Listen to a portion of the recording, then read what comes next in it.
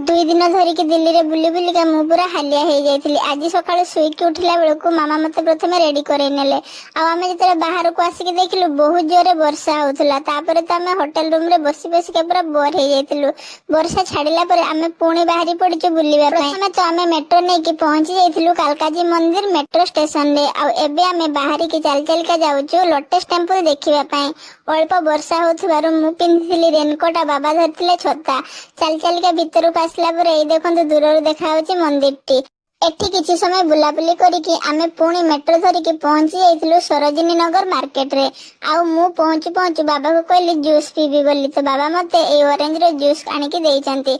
मु बेसी की प्रथमे जूस पी नेली। तापरे आमे चल चल के सरोजिनी मार्केट भीतर पसी गलु। आ मामा कर किछि शॉपिंग करिवार थिला। मामा बुली बुली की तांकर सब किछि शॉपिंग करनेले। पुणी आमे मेट्रो धरिकी एबे आसचु इंडिया गेट बुलिया पई। काहे कि आज हमर लास्ट दिन, काली आमे घर को पळै जिवु।